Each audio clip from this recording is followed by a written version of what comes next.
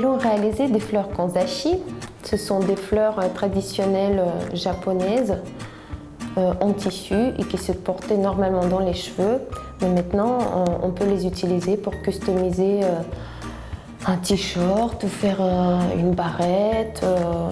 Voilà. Donc, pour ça, nous avons besoin de gabarits en carton, des ronds.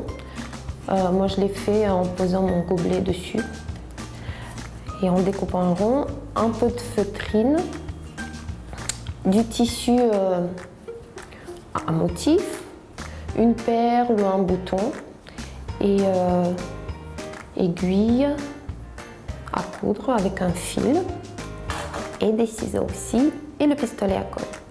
Donc on va commencer par découper dans le tissu 5 ronds qui vont faire nos 5 pétales.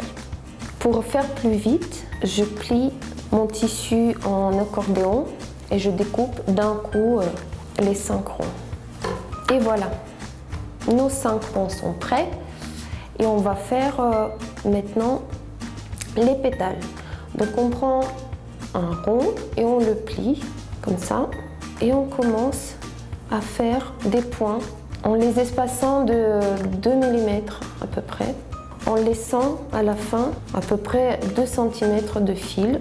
Et donc on continue tout autour de piquer et ensuite le dernier point, il faut que le fil il sort par en bas.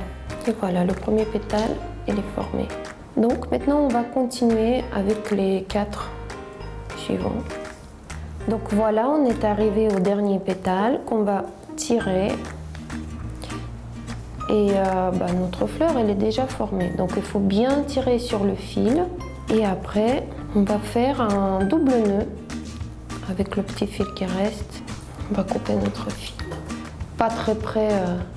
Maintenant on va découper un rond dans la feutrine. Pour faire le fond de la fleur, on regarde que le rond, quand la fleur sera collée dessus, il ne dépasse pas, donc là c'est parfait. Et on met de la colle. Et maintenant, on va poser notre fleur par-dessus en appuyant bien. Donc c'est presque fini. Maintenant, pour faire le centre de la fleur, moi je vais utiliser une perle. Vous pouvez utiliser des boutons. Donc je vais mettre de la colle sur la perle. J'appuie bien. Et voilà, notre fleur kanzashi est prête.